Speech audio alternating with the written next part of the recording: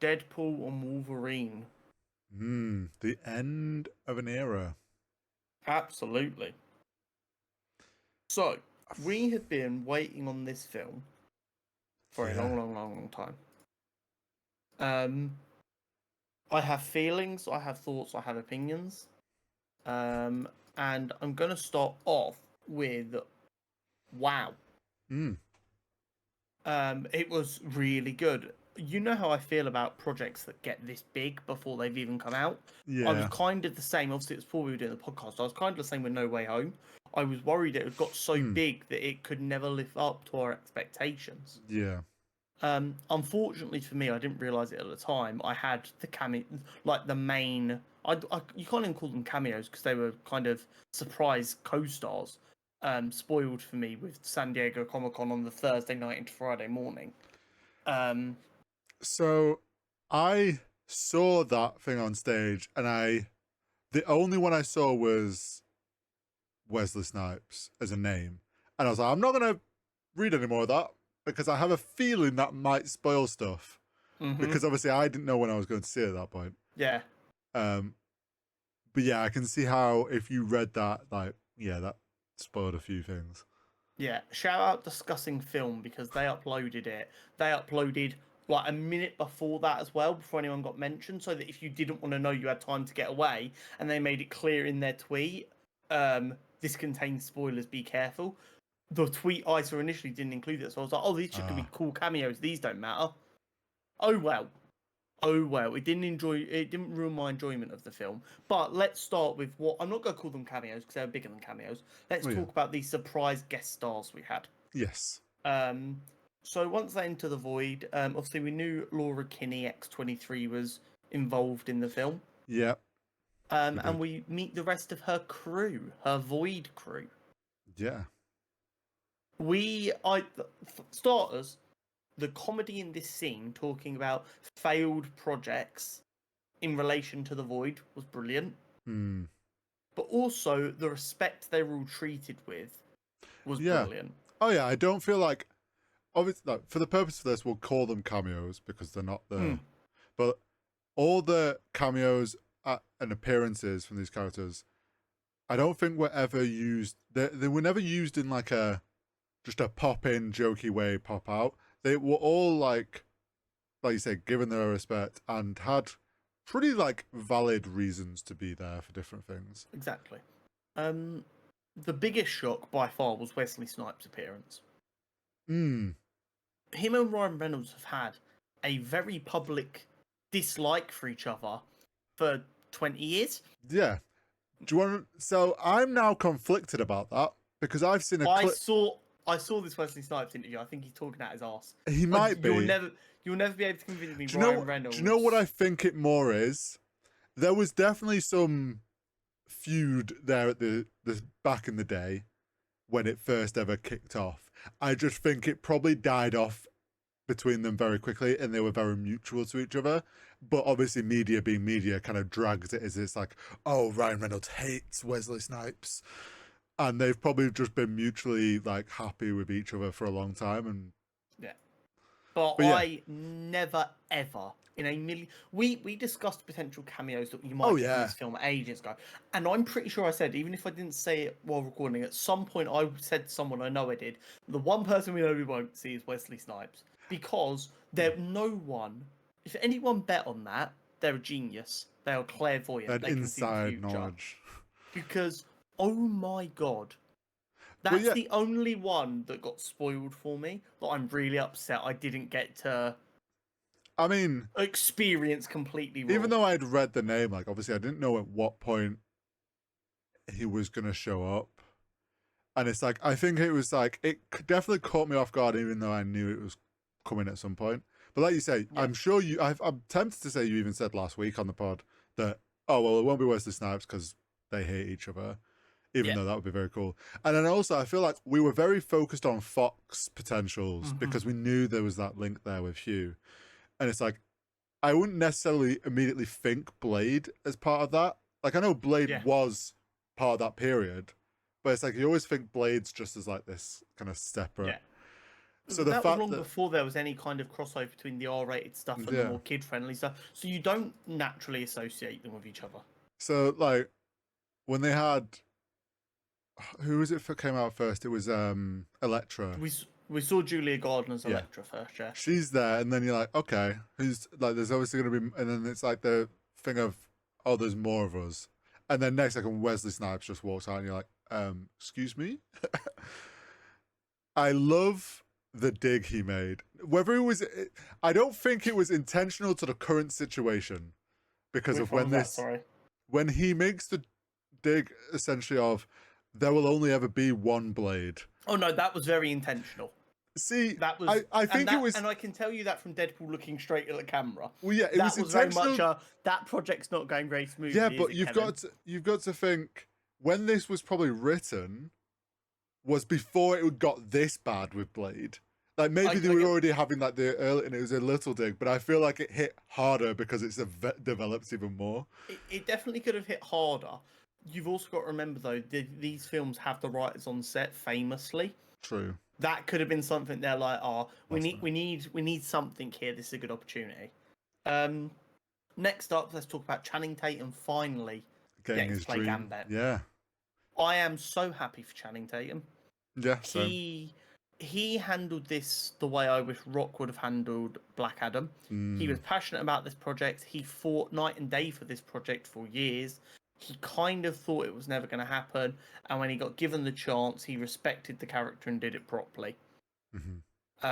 Shout out to the writers for giving Channing the opportunity to live his dream. Shout out to him for doing such a good job. The costume fucks unbelievably hard. Oh yeah. So the jokes about being born in the void, phenomenal. I knew roughly. I'd heard like the things of him wanting to do it. I didn't quite know till after the fact how close he'd got a couple of times. Yeah, and, he like, got really close a couple of times. and it just got. And it's like, oh, that's unfortunate. So the fact that like the writers wanted it, and then obviously Ryan was probably made the call because he would have known. Yeah. Like, well, he was in a similar spot with Deadpool until he leaked that footage. He never officially said he did that. Though. The closest he got officially is now he provided an assist. Yes.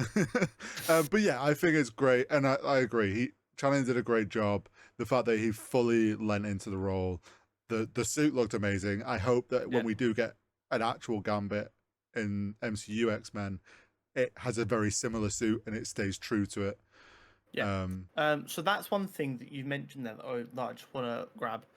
The entire premise of this film is giving people the ending they deserve so that you can move on. The amount of people who've seen this and gone, oh, we need Channing Tatum as the MCU's Gambit. It's like, no, you missed the whole point. The entire point was these people have passed now. We're closing off their story with more respect because they didn't get the respect they deserved the first time round. But that's it, they're done. That was the whole point. I think I also saw things of people being like, oh, why is Channing Tatum playing Gambit? Like, what a weird pick. And it's like, you have no idea what that man went on the internet. Yeah. You clearly weren't part of like the Fox era to know that that man wanted it. And yeah, I think there's a lot of people that were like, oh my God, they got this person to play this character. I don't see how that's going to work going forward. And it's like, no, these people are probably never going to do these characters again. Never again. And Julia Gardner getting redemption as Elektra was really nice as well. Yeah. The Ben Affleck Deadpool movie, I have a soft spot for it. I know it's not good, but I like it. The Elektra film was a much worse film. I don't have really any memories of it. I think I've only seen it once when I was much younger. I don't even know if I've seen it. But I'm really glad that she got a happy ending as well with her character, because she cared a lot about the playing Elektra as well, and she enjoyed it. I did enjoy. I don't know if you would have got this joke. When she was asked about Daredevil, how's Daredevil doing? She's like, he's died. He's like, oh sorry, don't be. Are you aware that Julia Gardner and Ben Affleck were married? Yeah. Okay, and cool. Divorced. Yeah. Very funny. Yeah, it was. And now this is complete tangent to another point in the film. But speaking of divorce, Could you believe that Hugh let Deadpool make the fucking divorce joke? I couldn't believe it. I couldn't believe it. I saw in an interview, even Ryan was like, he was mentioning, like, he got a question of, like, how did you get all these things past Disney? And he was like, I don't know, they just kind of gave us free reign. We kept sending in scripts expecting pushback and they never gave it. And he's like, and I can't even believe Hugh let me make that one joke about him. And I obviously, I've seen that, I'm like, I know which one you mean. Yeah. Phenomenal. Then let's talk about the other kind of serious cameo reference bit when he's going to find his Wolverine. Yes. So obviously he finds out he needs a new Wolverine because his Wolverine's dead. So he goes shopping. Yeah. First and foremost, comic accurate Wolverine was brilliantly genius. It was, and I never want to hear someone say we need comic accurate. The thing I will say is it definitely shows me that we do need a shorter Wolverine. Yeah, but maybe not that short. Maybe not 5'3". Yeah. Yeah, Brilliantly I can agree funny, with that. however. Oh, yeah. Brilliantly funny. And it is forever going to change my perception seeing an animated Wolverine in any context. Yeah. Next up, the live action suit they made for the tan and yellow Hulk fight. Gorgeous. Yeah, look good. And I can't believe they teased us with a Hulk Wolverine fight and then cut away from it. I really like how it was like, we got close up of him in the suit, and then he's like claws come out, and you can see in the reflection Hulk's there as the initial tease before Deadpool goes, "Isn't this when you fought? Did you fight a Hulk?" And then it's like, and I'm pretty sure it was the MCU, like It looked like Norton's Hulk. Oh, Ed see, Norton's Hulk. I wasn't it sure didn't if look it like was... Ruffalo. I see. We didn't get long enough to look at it, but it'd be interesting to see which one they I used. also enjoyed Deadpool starting to give like a mock Loki speech. I am Marvel genius, you dull creature. Just get fucking batted away. Another very good one. Again, people have overreacted to him. We're gonna have to tell them to be quiet now in a minute. Cavill Wolverine, very very cool cameo. Can we talk about how Marvel somehow gave him a better ending than DC did? Yeah. And that's what it is, ladies and gentlemen. It's an ending. Henry Cavill. Do you know what? I'm starting to feel like a Henry Cavill hater, just because I'm having to protect so many roles that he would not do a good job of from him. You got people going like, "Oh, he should be Wolverine." No, the fuck, he shouldn't. No, he could be someone way better than Wolverine. He should be this character, and it's like, no, he shouldn't. Stop. You don't know what you're talking about. Bad internet. Bad internet. Was it cool to see it? Yes, absolutely. Do I ever want to see it again? No, the fuck I don't. No, what are we doing? This is the thing. People have been constantly going on about, what Henry Cavill needs to join the MCU. He'd be great in the MCU, and like throwing different roles at him to do.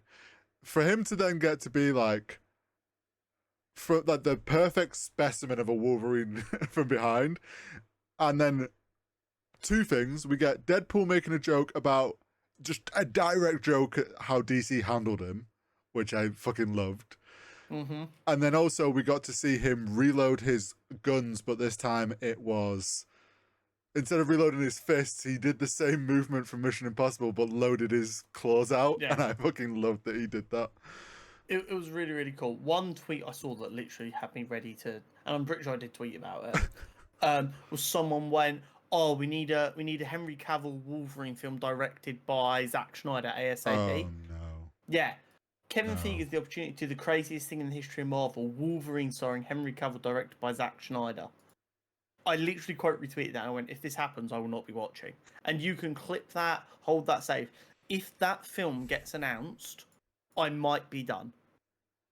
I don't even think Henry Cavill would want to play Wolverine. Knowing how passionate he usually is about the characters, nowhere have I seen him be like constantly raving about Wolverine. And I bet you there's a Marvel character that he does love and would be a much better fit for him. Absolutely. But also, Zack Snyder, can he please never come anywhere near the MCU? Yeah, no, keep him a mile away.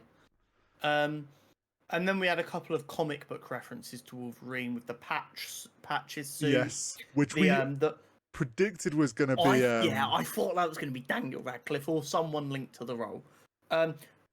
The other one that I thought was really cool was the Wolverine crucifix one. That's from a comic. So when obviously then there's all the skulls and he's on the X, I'm like, I've seen this comic panel. Yeah. Or like maybe just someone's been like, this is really cool, and I've seen it on the internet somewhere, but I had no fucking context as to where I've seen it. I just knew I'd seen it, and I was like, I'm sending the image right now. I was like, I know that's from a comic, so that seems very cool. Yes, it was really, really cool to see it, and you're right. I feel like a lot of people. I feel like a lot of people have seen this before, but didn't really realize it because instantly a lot of people in the cinema were like, and it was like that intake of recognition, but not being sure. Some really, really cool decisions in there. I loved every second of that kind of controlled nostalgia crowd bait. Yeah, and also like they did a really good job at mixing kind of things people have constantly asked about, like the height accurate. You've got comic references in a couple of places. You've got a Henry Cavill thing. You've got so many nods in different places, and that point of the film to do it there was such a smart way to handle all those things and fit them in. Yeah, it's wild. The opening sequence. I mean, you're forgetting another cameo. Which one? Who? Chris Evans. Oh, yeah. I hadn't even thought about that. I had been desperate for Chris Evans to appear as the Human Torch in this. I thought we were much more likely to get that than Captain America. I was a little bit disappointed when they were playing it like he was Captain America. No, I think that was perfect. I was like, oh, it's a bit boring there. And then he swore, and I was like, oh my god, it's Johnny Storm, let's fucking go. So good. It was such a good reveal. And I love the part where Deadpool's like, oh my god, he's going to say the thing. He's going to say this thing. And he goes flame on, and you're like, oh shit. Really, really cool. Obviously, the post-credit scene revealing that Johnny did in fact say all them things that got him killed. Very funny. Yeah. Hearing Chris Evans deliver them lines, really funny. Yeah, it was such a good idea. Enjoyed it a lot. So much. The film's great. The action is solid throughout.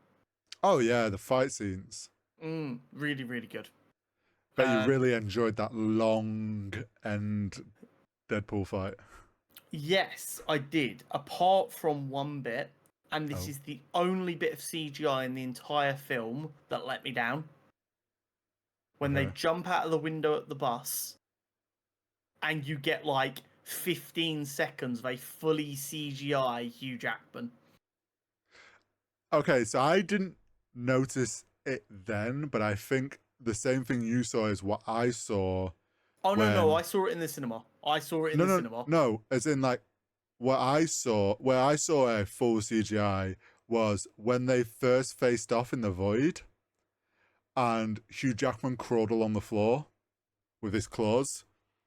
I didn't notice that as often, really, other than like it's weird seeing a human move that fast on the floor. There was a split moment where I was like, that was a digital double.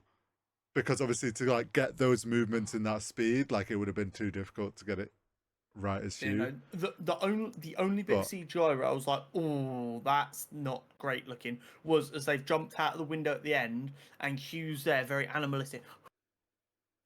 And it's like the same like 5 seconds of footage played 3 times in a row. And I'm just like, oh, that's a bit obvious. But there's always going to be a couple. Other than that, it was pretty fucking good. Well, yeah, here's the thing. The fact that we only noticed 2 shows how good the rest of it was. Because there's a fuck ton of CGI in there. And the fact that we haven't noticed any of it shows that it's all been done really well. Exactly.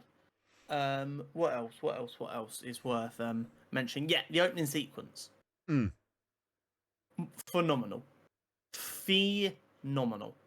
Everyone was like, oh my god, they're just going to ruin Logan. So they decided they were going to literally ruin Logan. But of course, they didn't actually ruin anything, and you're all a bunch of crybabies. Yeah, this is the thing. They're like, in the interviews before, and they're like, yeah, we're not we're not gonna mess around with the end of Logan and how it ended. We're not gonna ruin that. And they didn't. They didn't change anything of how it ended. They just did what Deadpool would do, which is go and dig up the body. And I love the fact that they had the adamantium skin. I was like, oh, he's just gonna find a dead body. Didn't quite piece together in my head as he's like banging on it that like it'd be a full skeleton, and then he pulls it out, and I was just like, oh, they're really doing this. They're really like don't give a shit. Very, very funny. Using Hugh's But his bones. bones as a weapon in the fight. Genius. Phenomenal. Oh yeah. So funny. One of the greatest opening sequences of all time. The decision Mixed to with set the it dancing. to bye was phenomenal. The dance double who was doing the dance sequence. I've forgotten his name. Phenomenal job. Yeah, I couldn't believe it. It was such a great opening. And then I would also say that we were both pretty right, as in the first 40 minutes of the film was what we had seen. Yeah. Up until like the 25-minute mark, we were dead on with the like when I'd like said first 40 minutes are gonna be this, and this. Up until like 25-30 minutes, I was basically spot on. Just the 10 minutes after that was where it started to divert slightly because we got the team up in the void or whatever. But very, very cool. I greatly enjoyed for how much of the film Wolverine and Deadpool did not get along. Yes. That vile speech Wolverine gave Deadpool before the van fight was amazing. It was beautiful. Laid into him. Yeah. Oh, all their fights between each other, like I feel like from the first one onward, it ramped up, and then the one in the van was just brutal. Yeah, it was crazy. And then it cut into the next morning, and Deadpool's all tied wrapped up. Very funny. Go on. The heart that this film managed to portray and put across, I was so pleasantly surprised with. Like really, really surprised with. The only thing I wish they'd done with their relationship, and this is just what I'd said, I think I've said this in a past episode when we talked about this film. I wish they'd done the thing from the game where Deadpool's trying to wake him up and he's just slapping him constantly. Yeah. Like I would have loved a moment where if he was knocked out and he was trying to wake him up, if he'd done that. Yeah. The CGI for Cassandra Nova's fingers in the head thing. I have a new phenomenal. Thing that grosses me out now. That finger mind fucking was horrifically brilliant. Something I never needed to see. And like it was so well done with it. Like if you really watch like how the fact they went into detail of like if it went through an eye, it like really pushed the eyelids out. Like they really made it so the skin would move with the fingers, which just made it all the more gross. Yeah, it was phenomenally well done. It made it so uncomfortable. It was a brilliant decision. Them saving the universe together, and I will be honest. Okay. I was surprised that they hadn't had Hugh be shirtless yet.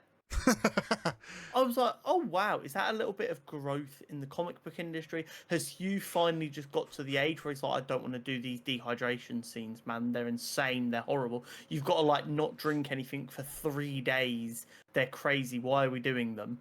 And then his shirt rips off. I'm like, oh my god, that might be the most shredded that man has ever been. What the fuck?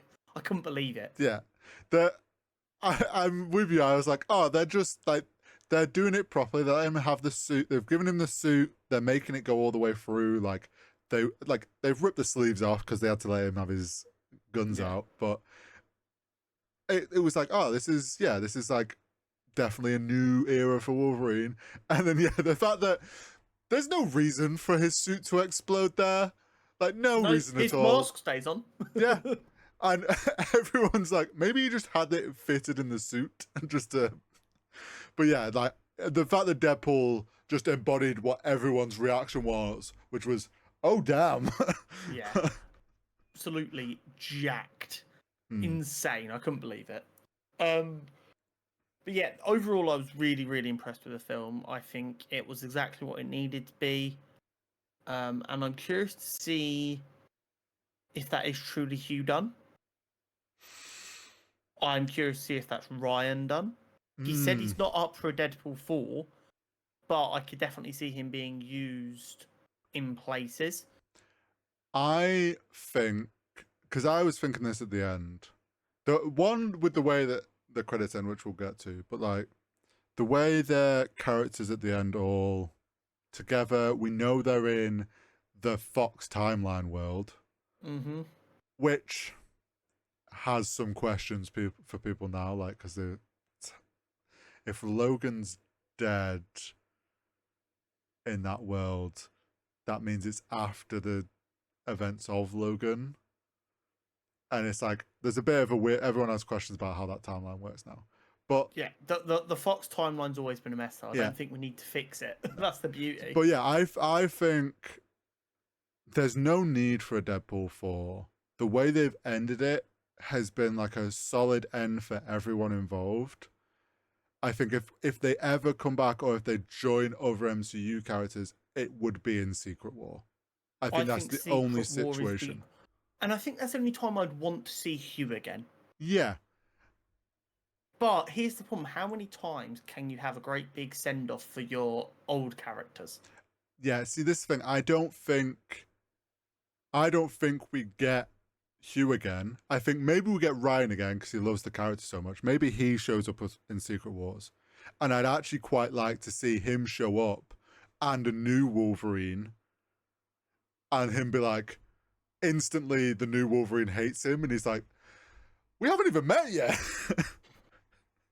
It would be an interesting one to see how they handle it. I think I completely agree. The only way we can handle cameos pre-MCU era now Hmm. is one last time in Secret War.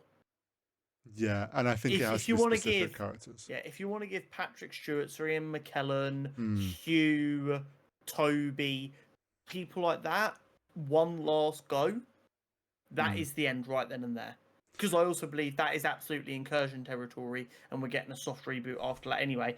But at that point, I do literally need Marvel to go, thank you so much for everything you've done. We are never calling you again. Yeah.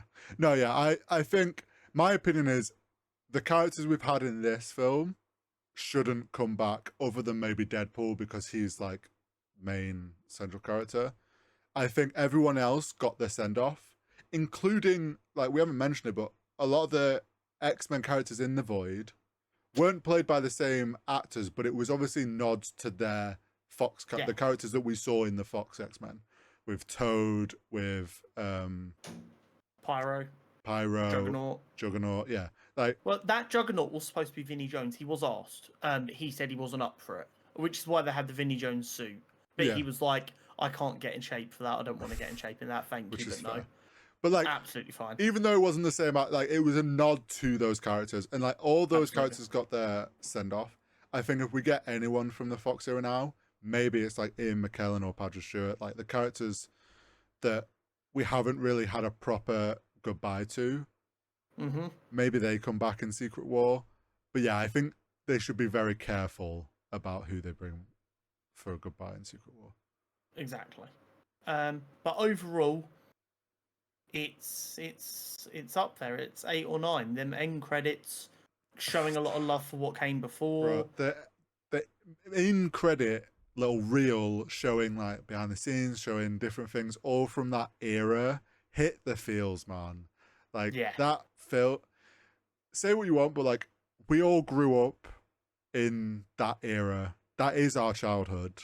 Those X-Men films were what came first. The Blade film, like there's a lot of love there. Even if the MCU has gone bigger and better and done an overall better job of continuity for that, it's still like without it we wouldn't have had the MCU. Yeah. And I think it was like the perfect goodbye. And I think we also need to respect that Kevin was a part of them films. Yeah, he was. So he will have a lot of love for them as well, and he will know how important it was that then people get their send off. Did you notice? I saw someone point it out. I think it was in the opening credit sequence during that fight when it had like names on the bones and stuff. I think it was who was the executive producer she was for the original X-Men films, who Kevin was under. Mm-hmm. And obviously he then left and joined Marvel. Disney and did Marvel. Yeah. He got her back on for this one. She was a producer for this, almost to be like, so she could have her name on the last ever, like, Fox Yeah. one, which is pretty cool. It was indeed. Overall, I was incredibly happy with the film. Yeah, Lots of good fun, lots of good action. I also liked how they, because we were worried how they were going to address the TVA because it seemed different. I liked the fact that it was like this splinter order, like hidden under things. They kind of Different explained department with a very aggressive leader. Yeah. We got some more info as well on kind of how things are going to run going forward. Because for people that obviously haven't watched Loki, they wouldn't really necessarily understand that stuff. But we know it ended and it was like a tree, and it's like, oh, they're just laying all the timelines of. We now have an idea that anchor beings being a thing. Yeah. Which is a pretty big thing to kind of add in. Just like the canon event from Spider-Verse. Yep. Which I think is a smart idea, and going further than this film now has opened up the discussion to a lot of people of who is the MCU's anchor being. So there are 3 options that I'm willing to discuss. There are only 2 that I would accept. I'm gonna guess it's Spider-Man, Captain America, and Iron Man. No. Oh. The 3 to discuss are Iron Man, Wanda, and Doctor Strange. Oh, I did. Yeah, Wanda's a shout. So I don't think it's Iron Man. Yeah, following like the rules that they've kind of established with Hugh Jackman, the kind of joke would be, oh, Hugh Jackman was an anchor of the Fox universe. Iron Man was the anchor of the MCU. I see why people would think that. I disagree with that. I think the most logical answer is Doctor Strange or Wanda because of the nature of their powers and how powerful they are. Yeah, I could see that. I just wondered about Captain America. So I had another wild call that maybe is a bit too wild. But Captain America, just because they've replaced him, there is a new Captain America now. So that mantle's kept going. I can see the WandaVision one. I don't agree with the Iron Man one because if we follow the rules of what was set, the main timeline should be dying. Yeah. It's been long enough. They did say it takes thousands of years. Paradox did say, oh, it'll be dead in a couple thousand years, but that takes too long.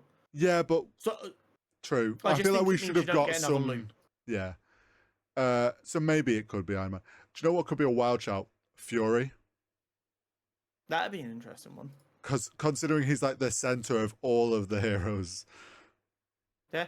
I think Strange and Wanda make the most sense, but it's definitely an interesting concept for them to have included, and they definitely won't have been done by accident. No, and do you want to know? I bet they don't even have an answer for it yet. No, they won't. They'll decide later down the line. But yeah, that is Deadpool and Wolverine. I enjoyed it a fuck ton. Yeah. But yeah,